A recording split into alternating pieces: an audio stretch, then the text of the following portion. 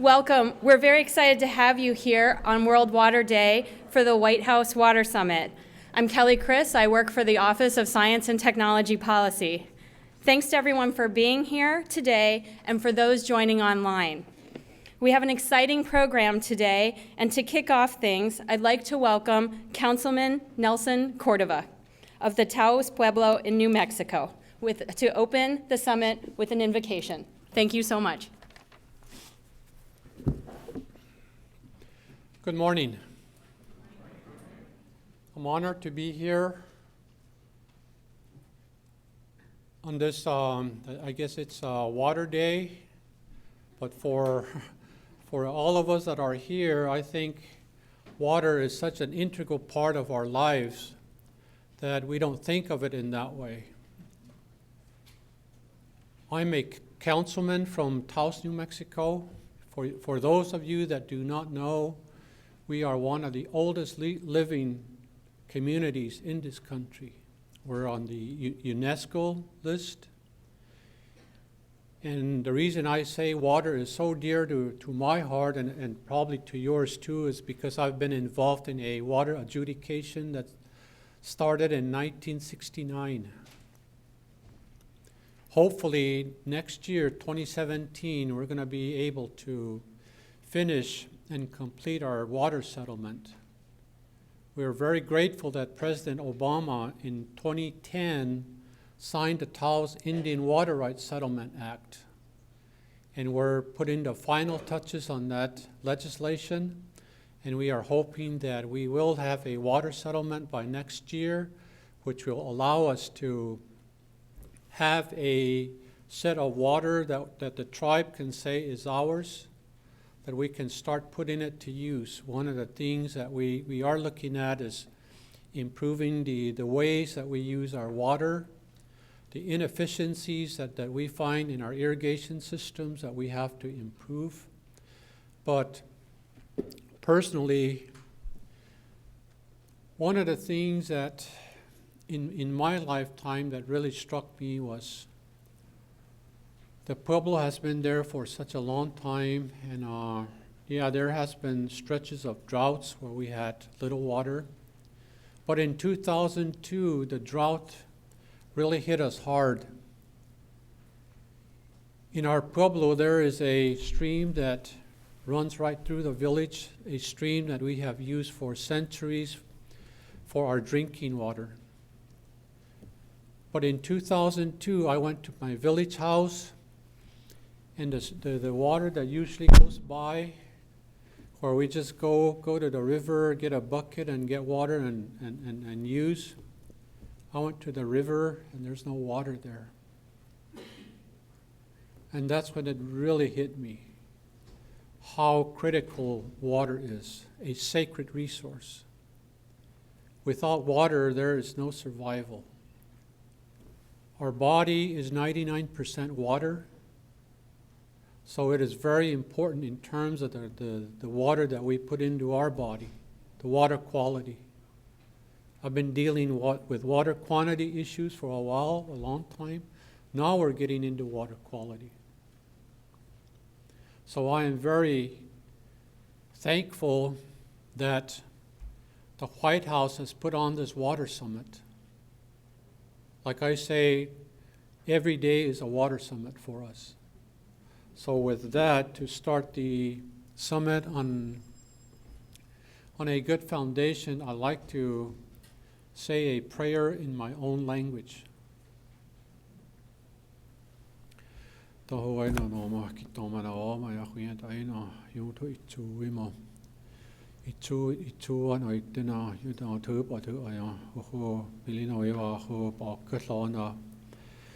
Ilina viva kuhimo ja noitina bawa anaku syömämän aitina kina taavamo. Ilina viva ho juda isentai insivanam ivivaako. Kina noajavamo. Kuhiuna tsuina uhuilittaa ja bawa anina piatsaa inattaimeko. Juda anim taiva ina tainam ivivaako. Bawa tainam paata ittai ina. Ilina vivaako po ana ivait I omamako po ana hieppi imahu imako amahu mà khuyên tới khi mà bị mẹ là hồi như đó hoa đi tới tới nó sửa nên em xí và em yêu và còn một bên mòn của ai à bỏ nhưng mà ít thứ nó vì và đi mà mua thì khi biểu nên nó hay bùi mà còn giờ này anh thì thừa và còn mẹ là anh tao mà là khi nó thó mà anh thì khi mà mua mẹ hồ mà khuyên tới khi mà hồ thứ là cố ý chung ai tay thó. Thank you very much. What I said was,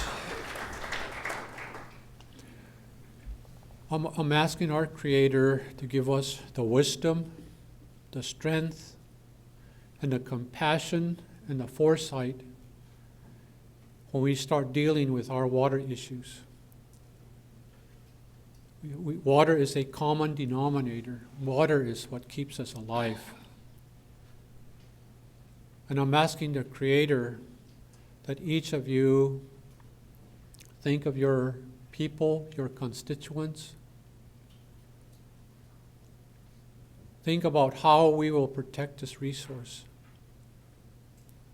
how we can come up with solutions that are helpful to everybody. I say this because I've been involved in a water rights adjudication, a negotiation for 21 years. And I know how hard it can get, how acrimonious it can get. So that is why I'm asking that we all put our minds and hearts together and come up with solutions that help all of us. Thank you very much.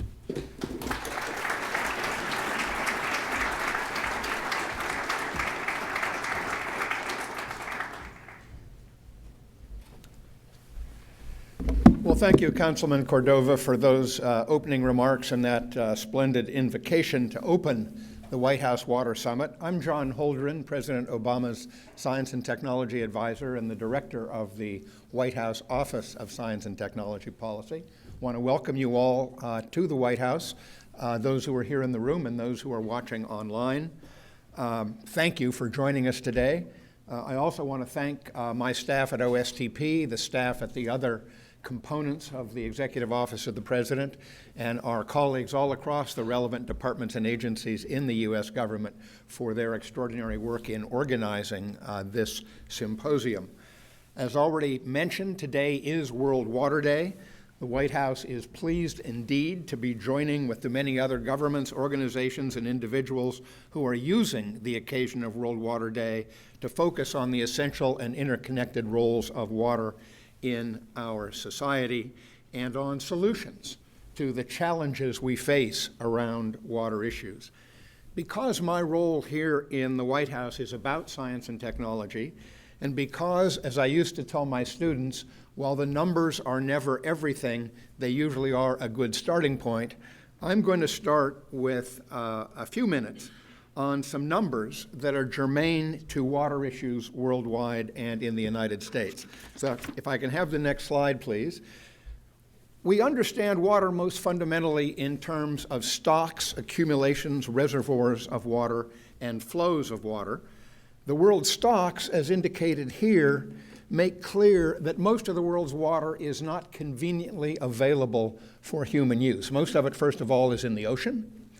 Of the part that is fresh water, the largest part is in glaciers and ice caps, the next largest part in groundwater, only a relatively small part in surface water. And of that surface water, a lot of it is in ground ice and permafrost. If we can have the next slide. If we look at the flows, this is a very instructive diagram. I'm not going to have time to say much about it. We're going to post this slide set on the OSTP website right after this talk, so those of you who are interested in the quantitative details can have a look. But this is really an extraordinarily comprehensive picture of the annual flows of water in the hydrologic cycle, where the fresh water comes from, where it goes, how it flows across the land through the vegetation and through the human system. If I can have the next one, please.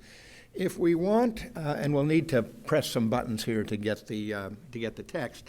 If we want to compare the amount of water that is available from the hydrologic cycle, as indicated in that last diagram, to human needs, we need to figure out what part of the 45,000 cubic kilometers per year of runoff is actually available. And we need to clarify how much of that humans are using now and might be using in the future. With respect to availability, it turns out that almost 80% of that total river runoff, as shown in the previous slide, is storm runoff, leaving only about 10,000 cubic kilometers per year as stable flow. And of that, about a fifth is geographically inaccessible, meaning remote from human populations. That would leave about 8,000 cubic kilometers a year. But dams currently capture about 4,000 cubic kilometers a year of the storm runoff. So the available flow in round numbers is about 12,000 cubic kilometers a year. If I can have the next one. So there we start at the top with that global available flow of 12,000 cubic kilometers a year.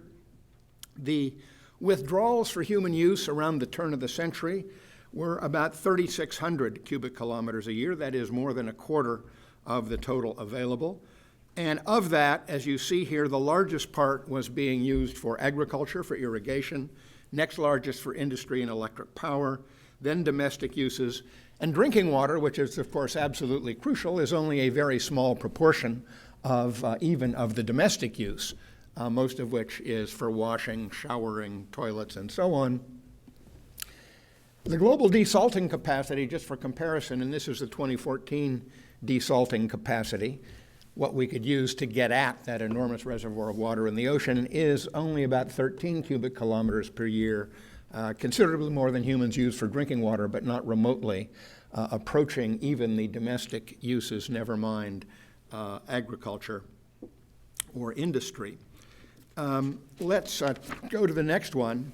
Very important to understand that pressure on the available flow of water around the world is not geographically uniform. Even though the overall numbers look encouraging, we're not using a very large fraction of the available flow. There are lots of parts of the world where we're using more than the available flow. And these black areas are areas where human withdrawals already exceed the available flow. And that means that you're drawing on groundwater. If I can have the next one. Demand exceeding surface water availability obviously leads to rising demand on groundwater. Here are groundwater withdrawal figures from 1940 to 2010 for a variety of different parts of the world. One of the interesting things is the blue line that is just soaring off the chart on the right is India, where on the previous chart you would have seen that India is one of the places where demand is exceeding surface availability in a large part of the country, and you can see what that's doing to groundwater withdrawals. If I can have the next one. World water demand, of course, is projected to rise. These are figures from the UN. The actual use in 2000, projected use in 2050, divided into the major use categories. What you see, interestingly, and we'll say a little more about this, is in the OECD countries, water use is actually projected to go down. That is, we are getting better, we are getting smarter at using water more efficiently, and we expect that to continue over time, so that the amount of water associated with a given level of real gross domestic product is actually shrinking and will continue to shrink. But in many other parts of the world, they're not there yet and are not expected to be there. Although, again, projection is not destiny, and we could work to change those numbers with some of the kinds of solutions that will be discussed at this meeting. If I could have the next one. This shows trends in U.S. water use from 1950 to 2010 from a USGS report in 2014. And you can see that line at the top. Total withdrawals in the United States have actually been flat and now recently declining, even though GDP has been going up. And you can see the breakdown when you examine this slide at your abundant leisure, getting ready for the test at the end of the day. You'll be able to see how that's divided among the major use categories. If I can have the next one. This just summarizes the U.S. water withdrawals in 2010 by use. You can see that the largest use in the United States is for cooling electric power plants. Second largest is irrigation, and it goes on from there. If I can have the next one, you can see that this varies rather dramatically by state. That very high bar on the left, this is more or less going from west on the left to east on the right. That very high bar on the left is the state of California, And in California, it's not power plant cooling that is dominating the use. It is overwhelmingly agriculture that is dominating the use. Although, again, if you look at the Midwest and the Southeast, power plant cooling is the largest use. Let's continue. And now we'll need to hit some buttons. Climate change and water interactions. Global climate change is affecting the water picture in a wide variety of ways. Some of the main ones are listed here. Precipitation is increasing on the average because in a warming world, more water evaporates. What goes up must come down. But that is very non-uniform, and it's happening in a pattern that, in fact, is accentuating both floods and droughts. A larger proportion of what falls is falling in extreme events. Easy to understand. A warm atmosphere holds more water. If it's holding more water, it can drop more at once, and that's exactly what we're observing around the country and around many parts of the world, more extreme downpours. And that means more of the rain that does come down is lost to flood runoff, doesn't soak into the soil, and aggravates a variety of problems. We see more of the precipitation in the mountains coming down as rain rather than in snow. That means reduced snowpack, and it means accelerating snowmelt, which also increases losses to storm runoff and reduces the amount of water available through the summer and into the fall in regions that depend on snowmelt to maintain their river flow. We are melting the Himalayan glaciers that stabilize the flows of the great rivers in China and India, reducing summer soil moisture in the mid-continents, which increases irrigation needs. We're warming the surface waters, which leads to reduced dissolved oxygen, therefore reduced capacity to assimilate waste, changes in species competition, improved habitat for disease vectors, not a pretty picture. And finally, climate change is raising sea level, which imperils estuaries, deltas, and salt intrusion into coastal aquifers. Next one, please. This is just based on satellite imagery of what happened in California during the drought to groundwater. Enormous additional depletion of groundwater in California as the surface water supplies were simply inadequate to support, above all, agriculture. Next one. Takes energy to get water. It takes water to get energy. Energy and water are intertwined. This just shows some of the numbers of how much energy it takes to provide a cubic meter of water safe for human consumption for different sources. If I can have the next one, the water needed to get energy side of the equation. These numbers don't include the water withdrawals for power plant cooling, which are 17% of water withdrawals globally, 46% in the United States. And if I can have the next one, of course, as we know, challenges of water quality match or exceed the challenges of water quantity that most of these slides have dealt with. Just a few instructive numbers about one particular water pollutant that has been much in the news of late, lead. Very interesting thing that was learned some decades ago about lead is that human activities, mining and smelting lead, putting it into a wide variety of products that end up distributed in the environment either intentionally or inadvertently, including combustion of fossil fuels that contain lead either as a contaminant or as a deliberate additive, has drastically increased the amount of lead in the global environment, even in remote places. The amount of lead in river water in prehistoric times has been estimated to be about 0.02 parts per billion. In modern times, 150 times higher, 3 parts per billion. And then you see some of the standards there. FDA bottled water standard, 5 parts per billion. Action level for tap water, meaning if 10% of the sampled taps exceed this level, action must be taken, 15 parts per billion. Recent survey using EPA data conducted by USA Today found that in 600 different water systems across the United States, the concentrations exceeded 40 parts per billion, almost 3 times the EPA action level. Highest levels found in U.S. tap water in Flint and elsewhere around the country have been in the range of 500 to 5,000 plus parts per billion. 5,000, as indicated here, is the EPA hazardous waste threshold. That suggests that some people in the United States have been drinking hazardous waste. So that's the end of the slides. Let me just make a few more remarks to set the stage for the discussions that will follow in this meeting. Clearly, water availability, water quality, management planning in the United States are deeply rooted local and regional issues, and most decisions about water allocation and management, about water quality monitoring, are made by state, local, and tribal authorities who have the best understanding of the water needs and priorities in their communities. Those same decision makers already know and understand well that water resources and systems in the United States are facing a wide range of challenges. Those include a treatment, transport, storage, and distribution infrastructure that's aging and deteriorating, a demand for water that's rising, certainly globally, although not in this country, but in places where people are moving geographically. More people, for example, moving to the Southwest. There is an increase in demand in that region, and you have additional stresses from competition for water in those regions. Clearly, one of the challenges is the need to balance local demands for water with the need to preserve sufficient volumes and flows in lakes, rivers, streams to maintain the health of ecosystems. This is sometimes left out. We sometimes imagine we can use it all, but we cannot use it all without sacrificing environmental goods and services that are essential to our well-being. A further aspect of challenge is that while the management decisions are often made locally, the flow of water does not recognize political boundaries. Many regions across the United States have learned that they need to work both upstream and downstream to find watershed-level solutions to their water resource challenges. And again, anyone who reads the newspapers, watches TV, or reads blogs knows the challenges we face in water quality in the United States as well as around the world.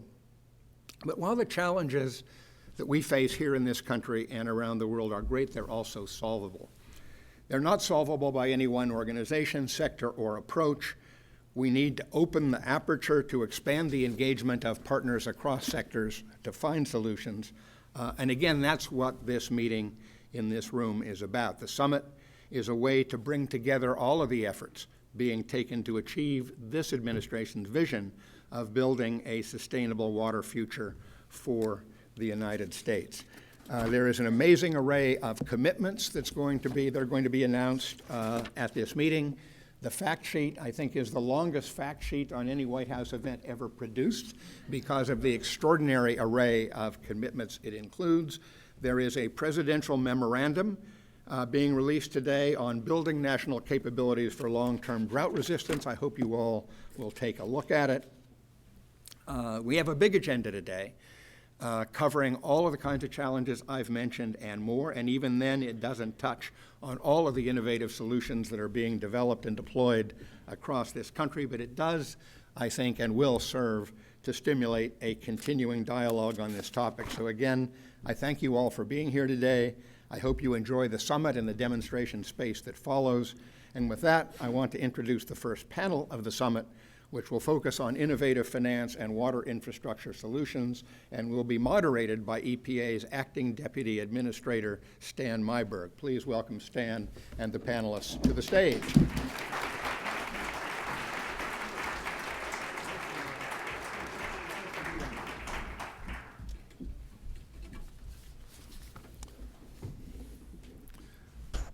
Good morning, everyone, and while the members of the panel take their seats, I'm really delighted to be here, and just to note how appropriate it is that we gather here on World Water Day to focus on water infrastructure needs, as we are living at the confluence of several trends. Climate change, which requires us to think about whether and how our infrastructure is resilient enough to meet the challenge of future conditions. A national infrastructure which is showing the stress of deferred investment, and the continued challenges facing vulnerable communities, of which Flint is a current focus of attention, but by no means the only example. And all of these challenges have one thing in common: how will we pay for them?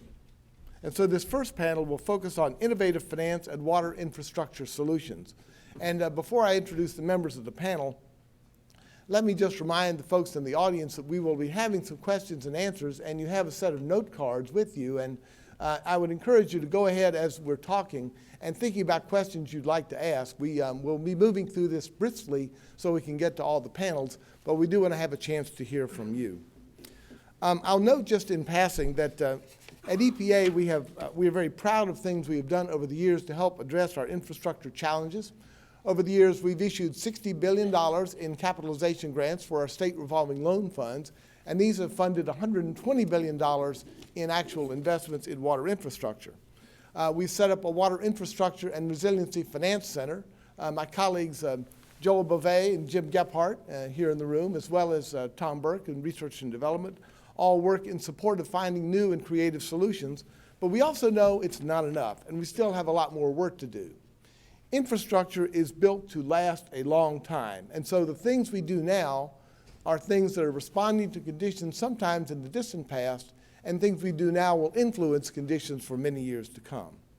So let me then first turn to our panelists, and I want to first introduce, and we're very delighted and honored to have here, the Honorable Jerry McNerney, who is the U.S. Representative for California's 9th District. And Congressman McNerney, I was going to ask if you would be willing to speak first. And just I would note that before he does, Congressman McNerney is a member of the Energy and Commerce Committee. I think you may get to talk to the administrator later today. And then he has a PhD in applied mathematics and worked as an energy consultant, so I'm somewhat in awe of your own technical expertise in this area, and I know we have a lot to learn from you. We also have Tim Boyle, who's the Executive Director of Bayonne Utility Authority, and Dan Sugarman. I'll say a little more about them later, but Congressman McNerney, let me just invite you to make comments at this time. Thank you very much for being here.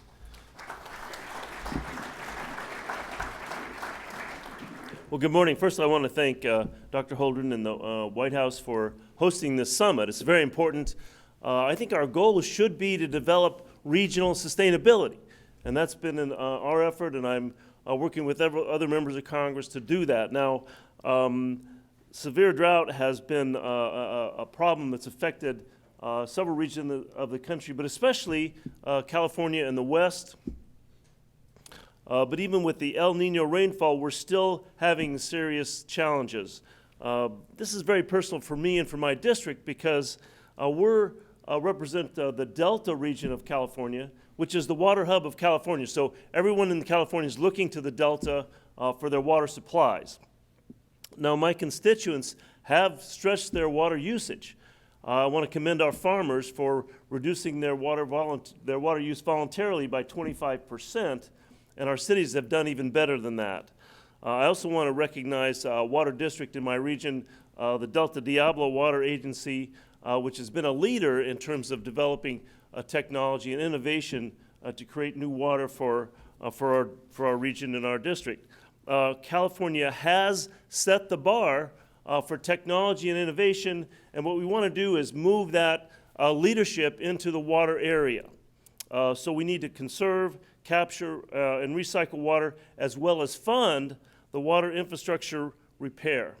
Now, as we all know, our pipes are leaking. We're losing a tremendous amount of water. So we not only need innovation, but we need real investment in our infrastructure.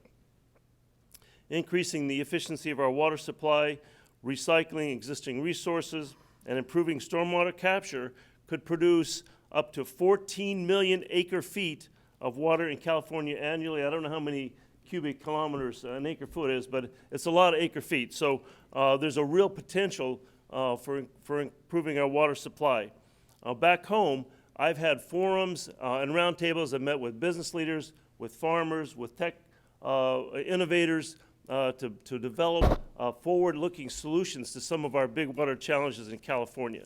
Now, here in Washington, I've introduced the Smart Energy and Water Efficiency Act, which would establish smart water management programs that award grants to utilities and water districts that achieve water and energy savings through innovation. I've also fought for a robust Clean Water State Revolving Fund to improve our water infrastructure and provide a cleaner, more efficient water supply. Now, all of us deserve clean water. There's no excuse what happened to communities like Flint, Michigan, and we need to support funding to help Flint and other communities that are like them. Now, Dr. Holden showed that there's a number of communities that are suffering from lead in their water. Flint isn't the only one by far, so we need to start looking ahead toward investing in our water infrastructure to make sure that we can avoid those situations in the future. After introducing legislation and then sending a bipartisan letter, and again, I want to emphasize bipartisan, because you don't get anything done in Washington unless you have both parties working together. You can do message bills, but you've got to work with both sides if you want to actually get something done. So I've done a bipartisan letter urging that the highway bill conferees repeal the municipal bond limitation in WIFIA, and that repeal became law. And what the law required without that repeal is that local municipalities could not do bonding in conjunction with federal grants and federal loans. Now, this is very exciting because water infrastructure projects will have more access now to good financing. To further these efforts, I'm going to be introducing a comprehensive, sustainable water bill this spring to further promote these types of solutions. The bill will encourage water and energy conservation and efficiency. It will create new water, and it will encourage regional self-sufficiency. Now, in conclusion, all of this builds on a momentum to change how we think about the future of our water supply. Our long-term resilience in the face of future droughts depends on it. Now, as we've seen with Dr. Holdren's presentation, we're going to be experiencing these droughts in the West, in all parts of the country, so we need to become resilient. We need to make it easier for a nation to conserve water and become more efficient in our water use. This means investing in water infrastructure by boosting water recycling and reuse and addressing the aging infrastructure that cuts down on our efficiency. We all need to work together, consumers, water districts and agencies, the private sector and the government, to prioritize these solutions moving forward. Thank you.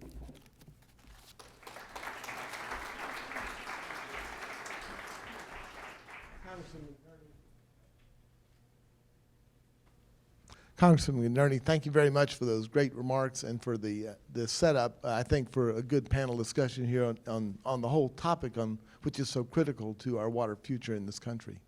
I'm very pleased now to be able to introduce Tim Boyle and Dan Sugarman. And I want to have Tim and Dan talk a little bit about the public-private partnership that's been set up in Bayonne, New Jersey. And Tim is the executive director of the Bayonne Municipal Utility Authority, and he's overseen the city's water utilities since 2014. Prior to that, he was an environmental specialist for the New Jersey Department of Environmental Protection and has a BS in environmental science from Jersey City State College. And then Dan is the managing director at KWP Capital LLC, who's the advisor to KKR Infrastructure and has hands-on experience in water engineering, water utility engineering and operations, finance, and business development. So maybe, Tim, why don't you go first and just talk a little about your experience, and then Dan talk some about the financial side. So when I came to the office, the city of Bayonne was experiencing severe financial difficulties. The city itself was operating an operational deficit, an annual operating deficit in the realm of $34 million, which is a nice way to start January 1st each year. Aside from that, the Bayonne Municipal Utility Authority was very heavily indebted, and we also had a local redevelopment authority, and why shouldn't they be in debt too? So the prospects that for Bayonne were poor. Moody's rating at the time was Baa1 with a negative outlook and headed straight towards Baa2. And then enter the water concession deal that we did with KKR and United Water, now operating as Suez. Using the financing that came along with the deal, the city was able to retire or restructure all of the BMUA debt, 25% of the LRA debt, thereby allowing the city to carry a whole lot less responsibility. Also, at the time, the city was relying heavily on tax anticipation notes.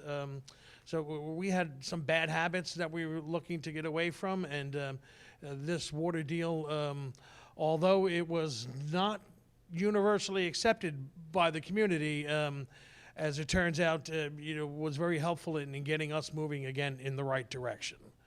So Bayonne at the time, I said we were BAA with a negative outlook, and we started moving very quickly in a positive direction when the city was able to retire that debt and to improve our bond rating. We're now A3 and still growing. So on the positive side of the deal too, the $3 million a year is going into the Bayonne water system, $500,000 annually in maintenance, along with $2.5 annually in capital improvements.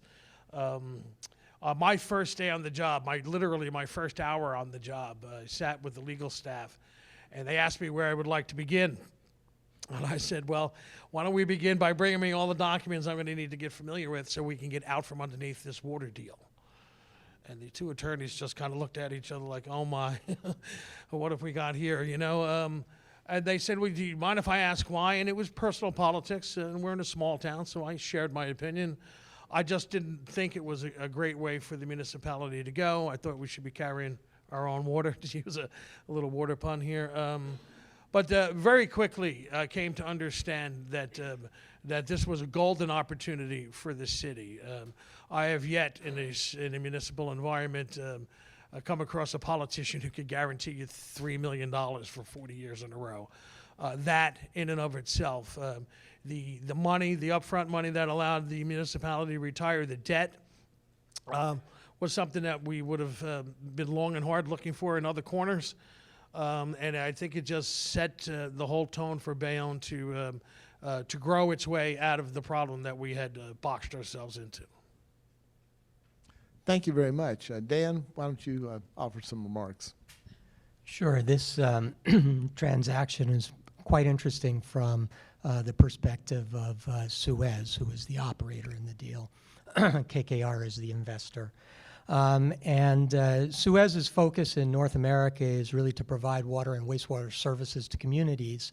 And before this project, I would say Suez really had two business models or two segments that it utilized to provide those water, wastewater services. One of those business models is a case where the company owns and operates all the infrastructure, water infrastructure. And in that situation, the company is generally under the economic jurisdiction of a public utility commission. Then the other business model that the company has utilized extensively over the years is where it operates water and wastewater infrastructure for a governmental entity, and the infrastructure is actually typically owned by the governmental entity, and so the company is essentially a contractor to the governmental entity. This project in Bayonne, the company views as, I'll just say, sort of a hybrid of those two models. Essentially what was done was we created a contractual version of the regulated model, the regulated Public Utility Commission model. So the commission doesn't actually have ongoing jurisdiction, okay, but we're using a lot of the principles that are employed by public utility commissions built into the contract. And as Tim mentioned, from the company's perspective, probably the most important element of that is that there is a stable and ongoing commitment to providing capital year to year.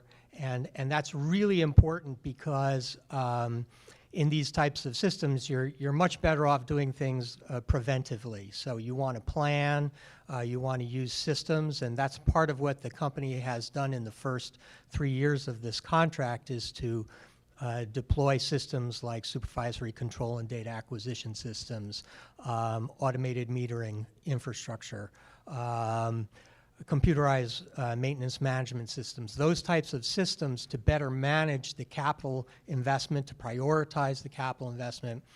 And just in the first 3 years, we have plugged leaks that amount to about 4.5 million gallons a month.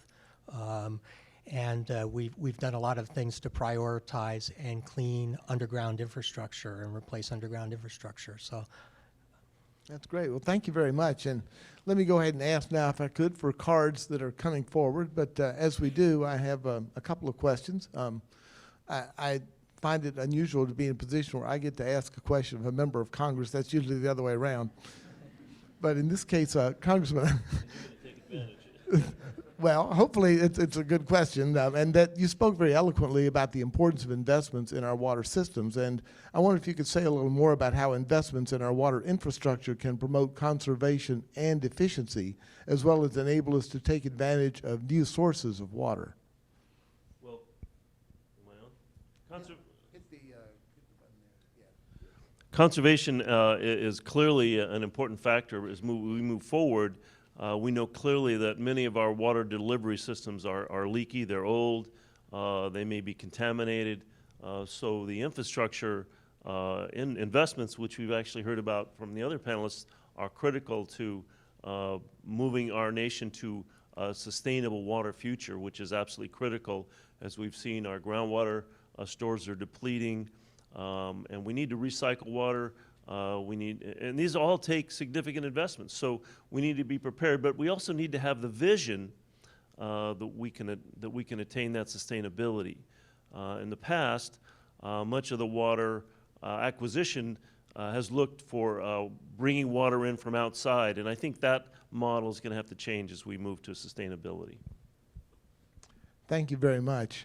Tim, I had a question for you about, you mentioned some of the challenges about accepting a new financing deal. What was the biggest challenge of getting the folks in the county and in your service area to think, okay, this is something that does make sense for the long term? I'm sure, like most communities in the country, the biggest concern was rates. What is it going to mean to the tariff? Is the company that's taking over, are they just going to run wild and go rampant on us? All of which was very, very carefully considered and controlled in the contract. And in the end, I think it allowed us to have a conversation with the community. We had a long-standing tradition of if there was not a ribbon-cutting ceremony at the end of it, it didn't get done. So we had, like most communities, a box of Band-Aids that was, taken out and used whenever and however possible. And that box of Band-Aids was very quickly becoming emptied. There was no more room for one-time fixes. It allowed us to have a conversation with the community, and I think most importantly to manage the community's expectations with regard to what was going to happen in the future. Now, nobody was happy about rate increases, but the contract required a 4% increase annually, which in our part of New Jersey is about a full percentage point below the annual average. So like most things, it came down to properly and clearly communicating the benefits, and there were lots of benefits that were not clearly understood. So I think as the community started to learn what the different benefits are, how bad the system was, we had a 75 to 100-year-old system that was bleeding out in some areas nearly 3 million gallons of potable water daily.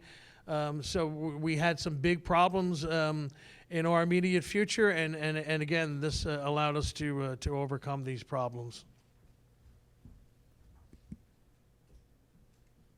I have a question for any member of the panel who would like to take this on. Of what kind of federal legislation would make these public-private partnerships easy to do? And maybe, Dan, I should kick that to you first. Yeah, I'm happy to take that one. So there are, as probably many of you in the room have heard, institutional barriers to trying to put these public-private partnership types of deals together, and I'll say especially in the water sector. A lot of the barriers, I would say, at the federal level have to do with private use rules. This is part of the Internal Revenue Code, which makes it somewhat difficult to invest private capital alongside public capital. There have been several initiatives recently and over the past probably decade to try to address this issue. It has been effectively addressed in the transportation sector, or at least partially, so that it enables private capital to be invested alongside more traditional public finance, sort of a relaxation of some of the rules. So that would be helpful. Continuing to relax those limitations would be helpful. And then I would say from the standpoint of procurement, there are lots of differences around the country from state to state, laws that make almost every one of these transactions a one-off, a special case. And again, there are initiatives underway through WRDA and WIFIA, for example, to address, I would say, providing a more standardized and common framework for procurement that maybe overrides or supersedes some of the differences in local and state law that can make it challenging. Sure. I think that the two tools really are the state water revolving funds, which needs to be fully funded, and that gives states access to large infrastructure projects, and then WIFIA, as long as it's done in a way that's friendly to local municipalities, which hasn't always been the case. We need to have a federal grants program that gives innovative municipalities resources to try new things, because that's where the innovation is going to be out in the field. We're not going to innovate here in Washington, let me tell you, but you guys out there are the ones that are going to do it, so we need to make sure that those funds are available. And kind of a last question, building on that point, and Tim, I'm going to direct this to you. We had a question about how there are members of some communities who really are having trouble paying water bills right now, and sort of a question from your standpoint in looking at this, and you talked about rate increases, that there are families where those kind of rate increases are affordable, and there are the families that really struggle with this. And how are you trying to deal with that in your community? A very hard question.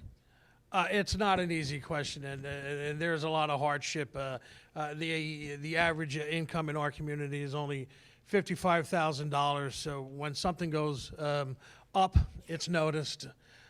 Just this past year, we had to institute a 13% increase in the water rate because of some unanticipated, or not unanticipated, but unrealized development on the municipal side, and because we fell a little bit short on a bump that we expected from installing new meters throughout the community.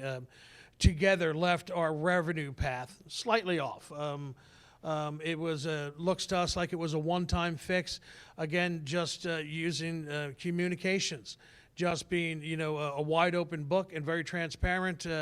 We had the conversation with the community over and over and over whenever we could. Certainly, these things come up in the city council meetings, so we make ourselves available to deal with the community there. We have an open door policy, so anybody who can has some time through the day certainly can and do stop by the office to let us know what they're thinking. And we have our own board meetings, so folks come there sometimes and share with us. The demographics of the community are what they are, and the cost to run the water system in the community is what it is. At 4%, if we can stay a percentage point behind the average in annual increases, I think people understand that and they appreciate that. But the bottom line is the system, it does cost a lot of money to operate these systems. We're all very happy that Washington seems to be tuning in now to the need for us. We've already been to Washington to speak with some of the folks who are setting up WIFIA, to help them understand what our concerns are. But for the poorer people in the community, certainly everything is exacerbated for them. And the high end, they just pay it, or with this 13, actually it was a 13.25% increase. I think the average was $12 a month. So people, the way we couch it was, thankfully, sorry we had to do it, but thankfully it was on a water bill and not on a tax bill. The average user wound up paying about $12 extra a month. Not that that's something to be taken lightly. In many families, that's you save that up for 4 weeks in a row, and there's somebody's sneakers or what have you. But the community is a part of a larger system, and so things that we rely on and use have to be maintained. I think the cost of that maintenance had been well hidden from the community for political reasons for many, many years, many administrations. Now that the veil has been kind of lifted, I think most of the people in the community have come to terms with the idea that water costs more than we realized. That's actually a very good note on which to end this. I especially want to hope you'll join me in thanking the members of the panel, Congressman McNerney, Tim Boyle, and Dan Sugarman. Thank you very much for being here with us this morning.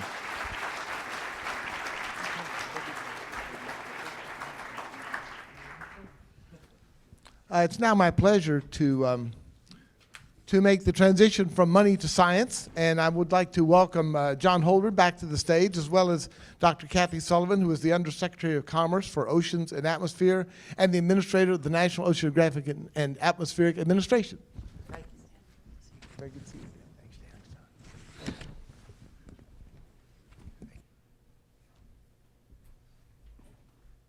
Okay, here we go. There we go. I would just add, I can never resist adding to introductions of Dr. Kathy Sullivan that she is also a former astronaut and the first American woman to walk in space. I think that requires...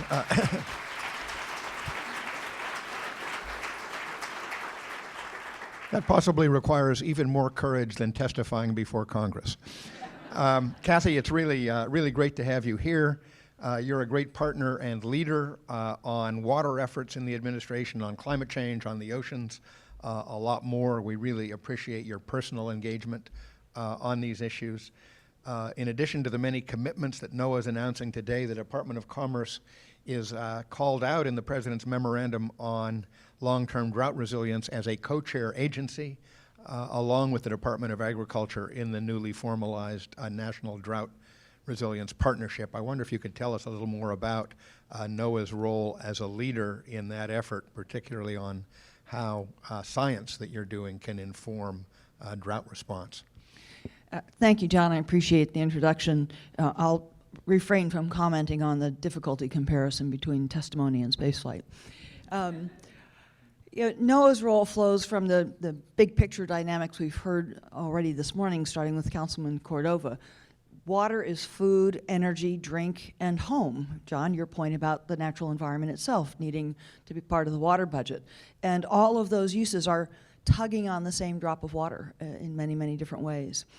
As also has been said this morning, at NOAA we've come to realize, even in our own work, that means that we need to open the aperture. We need to take on the water issues with a wider lens, with a more integrative approach, sharpen and make our efforts more concerted, but also make sure that we're engaged and linked collaboratively, more richly and cohesively than ever before with our sister agencies.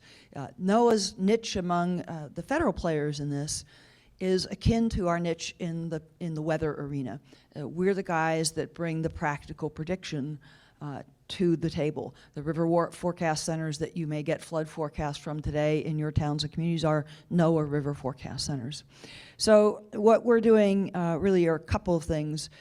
We're sharpening our own science investments and our research agenda to focus on driving practical prediction more comprehensively. I can give you some more details on that in a moment. With respect to the President's memorandum on drought, he calls on us at NOAA, again, working with our partners, especially U.S. Geological Survey and Department of Agriculture, to improve not just our river forecasting, but really push forward on our ability to forecast precipitation. I know we've got colleagues in the audience here today from Sonoma County Water Authority, for example, where we've been working very closely for a number of years to try to get the incoming precipitation forecasts high enough reliability and far enough out in time that can factor into how reservoirs are managed. You can get both better water efficiency and water retention with the same high standard of flood protection that we need. The President also calls on NOAA to play a leading role in drought preparedness, again, an integrated and coherent role. And the main vehicle we'll do that through is something called the National Integrated Drought Information Service, or NIDIS partnership. This brings a number of federal agencies together into direct contact with state and local authorities and charges us all to pull our data together so we can characterize the drought conditions across the United States. We can warn sections of the country when the conditions are intensifying, help them know what the trend line is in their area, and even more practically get out on the ground in those communities, either through NOAA's outreach centers, USDA's extension centers, and give some real practical technical assistance to communities to be sure that they're really able to incorporate the knowledge and information that the federal government can provide and assist in their responses. It's a great thing, I think we all recognize, for the President to have reformulated the Drought Resilience Partnership and really put it on a permanent footing rather than a periodically renewed commitment. Great. Kathy, you mentioned that NOAA is making important strides in hydrologic prediction. You have a new National Water Center located in Alabama. You're announcing today the release of a new national water model. Can you tell us a little more about that? Those are a couple of things I am probably the most excited about of the many, many things we've done during my tenure at NOAA.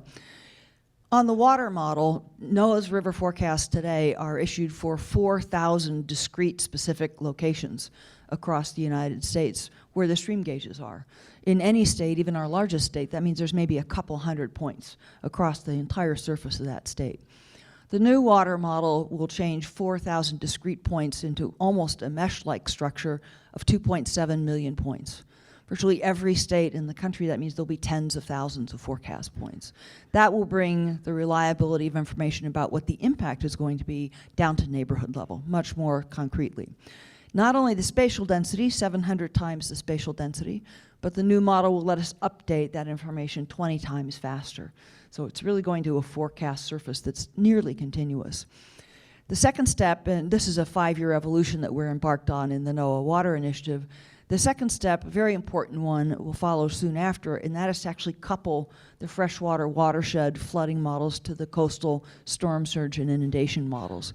If you live in coastal communities right now, you get 2 separate pieces of information. But what you're living with as a total water picture is the sum, the integration of both of those. So this step forward as we couple watershed to coast means we'll be able to provide high resolution, high fidelity total water forecast to 100 million Americans that today lack that kind of a forecast. And then the National Water Center, where we will certainly focus a lot of our work, the word national in that we are very committed to making sure is true, not just national as in federal agencies, but national as in many of the partners and players here in this room. We see it as being a really powerful place that could be an incubator, an accelerator, a test bed for new research advances moving towards application and service to communities, make sure we're talking with the users and needers of this information. And across the federal agencies, also a focal point for conversations about what should our integrated research agenda be to best both advance the frontiers of our knowledge of science and the hydrologic cycle, but also make sure we're driving useful information towards the folks that really need to manage and steward water out on the ground. It's a really exciting step forward. That's great. Thank you very much. We are about at the end of our very limited time and going to move on, therefore, to the next topic. Throughout the morning, we're going to be hearing lightning talks, quick talks from water experts, from practitioners, from policymakers, from stakeholders about how they're working to create a sustainable water future. The first of these lightning talk and commitment announcement sessions is about to begin. We'll be hearing in this first of these sessions from Representative Paul Tonko of New York, Joya Banerjee from the S.D. Bechtel Jr. Foundation, David Henderson from XPV, and then right after that we'll move into a discussion of urban infrastructure between Christy Goldfuss, the Managing Director of the Council on Environmental Quality, and Representative Dan Kildee of Michigan. So it is now my privilege to introduce the Honorable Paul Tonko, who serves the 20th Congressional District in New York. Representative Tonko was elected in 2008, member of the Energy and Commerce Committee. He was the president and CEO of the New York State Energy Research and Development Authority, was a member of the New York Assembly from 1983 to 2007. Representative Tonko also introduced the Aqua Act, which updates the Safe Drinking Water Act to significantly increase funding authorization levels for local communities with water infrastructure deficiencies. So with no further ado, Representative Tonko, thanks for being with us. Thank you, Dr. Holdren. Thank you. Thank you. Thank you to all for the invitation to the White House Water Summit. I am a member of the Energy and Commerce Committee, and more specific to this issue, am the Chief Democrat, the ranker, on the Subcommittee of Environment and the Economy, which reports to Energy and Commerce.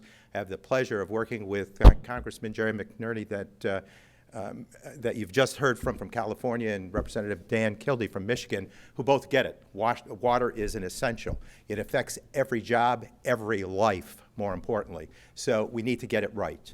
I've introduced AQUA, which is the affordability, quality, and accessible notion of water, which as a legislative piece brings to the forefront the investment, the required investment that is shared with our states through the SRF, the State Revolving Fund.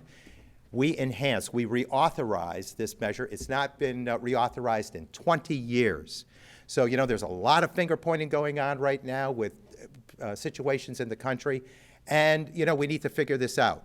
You know, it's pointing at state governments, city governments, Congress, EPA, EPA, but not Congress. And I would say we should point to Congress also. We have failed in our efforts to respond to this very important infrastructure. I call it the hidden infrastructure. However, out of sight should not mean out of mind. What do? We reauthorize the SRF, and we robustly fund it to the tune of $3.1 billion in the first year, increased by 15% every year thereafter, until a 5-year total of $5.5 billion. We include a lead contamination replacement fund, which is at the level of $500 million for the country, looking at distressed communities, those who have had a history of lead and outcome of lead situations in their area, helping private owners that are distressed to be able to replace those pipes. There's new technology. It's interesting that OSTP is facilitating today, because the new technology we can and should embrace is for naught if we don't have the resources.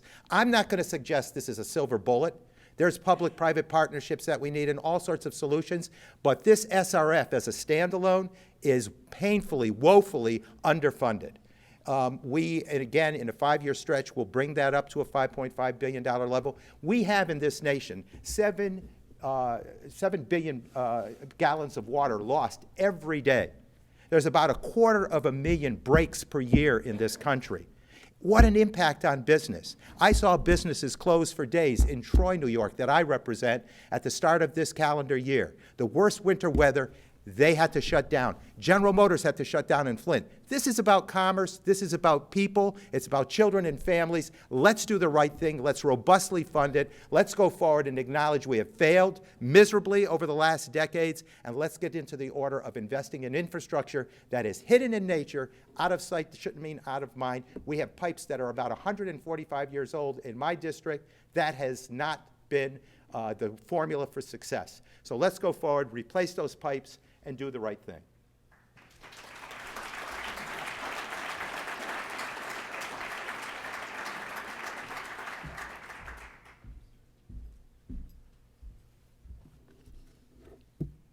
Good morning. My name is Joya Banerjee. I'm with the S.D. Bechtel Jr. Foundation. We're a family foundation dedicated to advancing a productive, vibrant, and sustainable California.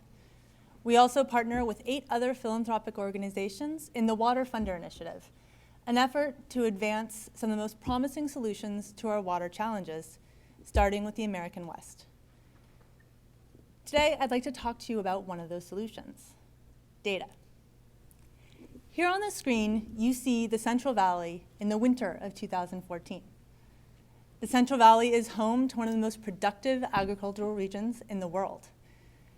It also supports 60% of our wintering waterfowl along the Pacific Flyway, one of the world's great bird migrations.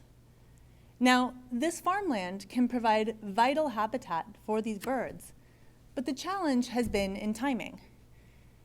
You see, in February, the birds are here, readying for their journey north along the Pacific Flyway. At the same time, farmers are starting to dry out their fields to prepare for planting. And what that means is that many of these birds do not have the habitat that they sorely need. But a solution is emerging. If you look closely at this image, you'll see some of these fields have about 2 to 4 inches of water on them. These fields are enrolled in a program called Bird Returns. Run by the Nature Conservancy, Bird Returns pays farmers to keep their fields wet for just a few additional weeks, precisely when and where the birds need it most. And since 2014, Bird Returns has partnered with hundreds of farmers to provide 40,000 acres of additional high-quality habitat on farmland. What you may not see in this picture, or it may not be that obvious, is that data is what made this solution possible. Bird Returns relies on satellite imagery, crowdsourced data from bird watchers, and predictive forecasting to be able to identify precisely where and when habitat will be most valuable. So that in California, as we're struggling with drought and water scarcity, data is what enabled us to find solutions like this that could benefit both people and nature. I offer this as an example of the power of data, but on the whole, the water community is often data-rich and information-poor. Too often we are constrained by data that may be technically open and available, but practically is inaccessible, low quality, poorly organized, or simply not timely enough to inform decision-making.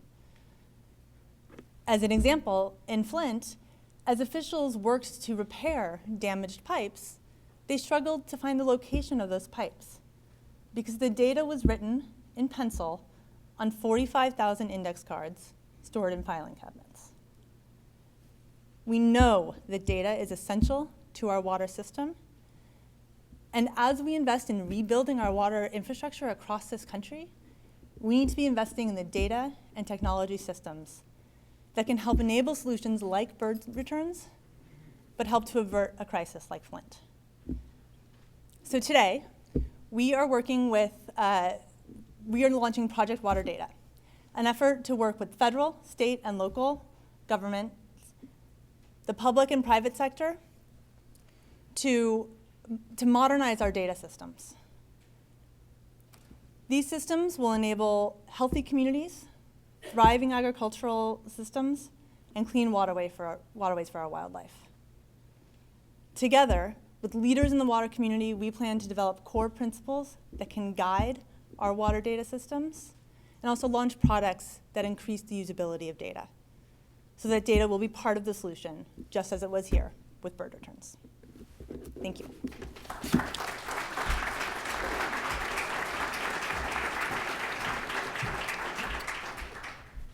Good morning. My name is Dave Henderson. I'm the founder and managing director of XBV Water Partners. We manage over $400 million, which is 100% dedicated to investing in water innovation. So not only have I put my personal capital, but we manage money on behalf of some of the greatest institutional investors here in the United States and put it towards solving a lot of the challenges that we're talking about here today.